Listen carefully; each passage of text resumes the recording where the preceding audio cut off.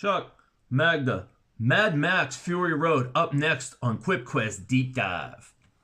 2015, director George Miller returned to the wasteland after 30 years and reinvented action cinema forever. Tom Hardy steps into Mel Gibson's iconic roles, Max Rokitansky, the haunted road warrior. Charlize Theron co-stars as Imperator Furiosa, one-armed war rig driver on a redemption mission. The supporting cast includes Nicholas Hoult as Warboy Knox, Hugh Keys-Byrne as the Trianical Immortan Joe, and Zoe Kravitz, Riley Keough, and Rosie Huntington-Whiteley as the Five Wives. Miller shot in a brutal Namibian desert over 8 months, temperatures hitting 120 Fahrenheit, with sandstorms, flash floods, and scorpions as uncredited co-stars. The film's $185 million budget funded real vehicles, real stunts, and almost no green screen. When it opened May 15, 2015, Fury Road roared to $45 million opening weekend, eventually grossing $375 million worldwide. A solid hit, but its real legacy came at the awards season. It won 6 Academy Awards, more than any other film that year, including Best Costume Design, Best Production Design, Best Makeup, Best Film Editing, Best Sound Mixing, and Best Sound Editing. It was also nominated for Best Director and Best Picture. Critics called it the greatest action film of the 21st century. Audiences agreed. This is the story of the film that was 30 years in the making, Mad Max Fury Road. The 30-year development hell. George Miller first conceived Fury Road in 1987, immediately after Mad Max Beyond Thunderdome. He spent nearly 3 decades trying to make it, abandoning plans after 9/11.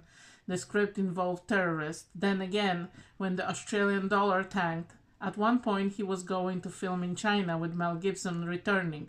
The project was delayed so long that Gibson aged out, and the script was rewritten over 20 times. When they finally shot in 2012, Miller was 67 years old.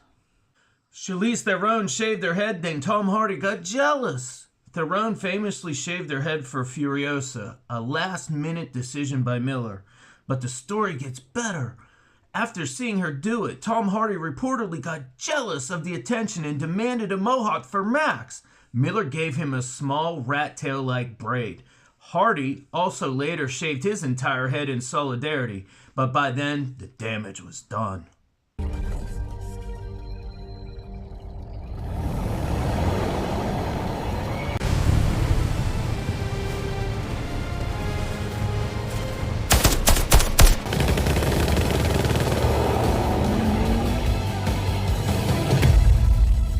Production mayhem. The 120-day shoot in hell. I get a lot of hell today. The Namibian desert is one of the harshest filming locations on Earth. Daily temperatures exceed 120 degrees Fahrenheit, which is 49 Celsius. Sandstorms would appear without warning, scouring paint of vehicles. Flash flood destroyed entire sets twice. Crew members found scorpions in their boots, snakes under equipment, and once a spotted hyena wandered into the camp. Wow, the Mad Max curse. Vehicles broke down constantly. The war rig had over 100 mechanical failures during filming. One of the stunt cars caught fire while driving at speed. The driver had to bail out rolling. Another vehicle's brakes failed during a downhill scene, crashing into a camera crane. The crew joked about a curse on the production. George Miller's Storyboard Bible. Miller storyboarded every single shot over 3,500 drawings before filming began. He would spend decades visualizing the movie. During the shoot, he rarely looked at monitors. Instead, he would compare what he saw on set to his storyboards. The final film matches the boards almost perfectly. The missing Mel Gibson. Miller originally wanted Mel Gibson to appear in a cameo as an older, crippled Max.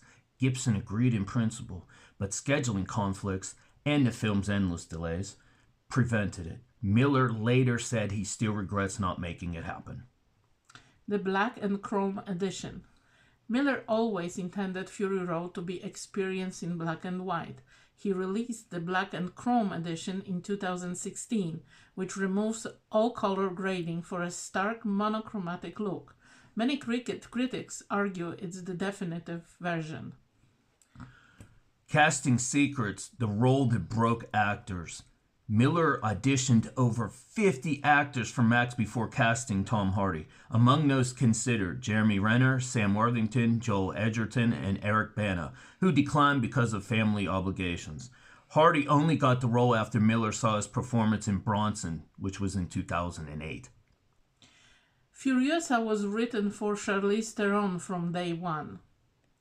Unlike Max, Furiosa was always written for Theron. Miller met her at a party in 2009 and immediately knew she was the one. He sent her a one-sentence pitch: a one-armed woman chasing redemption in the desert. Theron signed on before reading a script. That's interesting. The wives were trained like athletes. Zoe Kravitz, Riley Keough, and the other actresses playing the 5 wives underwent 3 months of stunt training before filming. They learned to fall, run in heels, and fight. Keough later said, "We were more bruised than anyone else on set." Nicholas Holt's transformation. Holt spent 4 hours in makeup every day to become Knox, the chunky, sickly war boy. He lost 20 pounds for the role and shaved his head. His white body paint was a specific formula that wouldn't melt under the desert sun. Wow, that's crazy stuff when you hear about that. This week's Happy Serendipity podcast talks about TV series Ted Lasso and the kindness as a choice.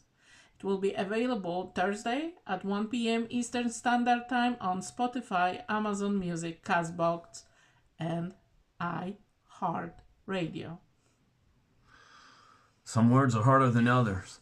Easter eggs and visual details. The steering wheel grooves. Max's steering wheel has deep grooves worn into it, implying he's been driving aimlessly for years. It's never explained, but it's a brilliant character detail. The no words rule. Max speaks so little that Hardy developed a specific vocal tech, a gravely grunt, to convey emotion without dialogue. Immortan Joe's backstory. You never learn why Joe is immortal. Miller's backstory, cut from the film, implied he was a former military commander who used radioactive treatments to prolong his life. The silver spray. Warboys sprayed their mouths silver before battle. Miller has never explained why, leaving it mysterious. Oh, it sounds mysterious. The guitar's flames. The flame-throwing guitar only shoots fire on power chords, a detail so obscure only musicians would notice it. The unseen ending. Miller shot an alternate ending where Furiosa dies. Test audiences hated it, so he changed it in reshoots. Theron has said she preferred the sad ending. All right, here we go. And now it's time for my favorite part of Quip Quest Deep Dive, the Toast It. Or roast it. Oh, wow, look at that. Some sort of interaction from her. Yeah, motherfucker. Oh, wow.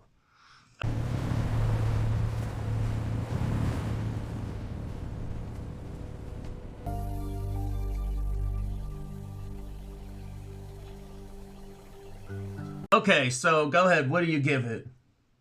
5. It's a very good movie. I toasted. 5? Is this the only numbers you have? Dude, I gave some other movies that I didn't. Like what? 2 and 4.5. Oh, that's right. She did. But you chose good movies lately, so, well. That'll change real soon if you keep it up. Speaking of changing real soon, wait till you hear hers in 2 weeks. This may be the next one that gets a big fat 0. Anyway, my rating is that... Fuck. My rating is... I'm going to give this 4, and I'm going to... Oh, I also toasted. Sorry. I give it 4... You did it backwards, so I did it backwards. Screw you. So here's the deal. Let me finish, okay? It's important. My favorite character from the Mad Max series has always been Lord Humongous. And I was pretty disappointed that Miller forgot Lord Humongous in this version. So it gets docked 1 point for that, or 1 star. But overall, Tom Hardy, I don't think you could go wrong with Tom Hardy. He's one of my favorites. So, four stars, and I toast it. Hold on! There's more. There's another one. Awards galore and more. Mad Max Fury Road was nominated for 10 Academy Awards and won 6, the most of any film in 2015. It remains the most awarded action film in Oscar history. Yet, in a shocking snub, George Miller lost Best Director to Alejandro Iñárritu, The Revenant. Many critics called it one of the biggest upsets in Oscar history. And there's a final mind blower. Miller filmed 95% of the movie practically. The only major CGI elements were removing safety wires, adding the sandstorm scale, and one vehicle explosion. Everything else, the crashes, the flips, the fire, the pole swings, really happened. Next week, we're going to take a bite and draw some blood as Nosferatu from 2024 is up next. And the week after, we will deep dive a rom-com, Notting Hill. I made him watch it. Just me saying that triggered perhaps a second negative score. Though honestly, nothing comes close to the pure unadulterated crapfest that Don't Look Up was, as the worst ever. And we'll find out in 2 weeks' time what my rating is. I made him watch all the Hugh Grant movies. And to remind you, opinions are like assholes. Everybody has one.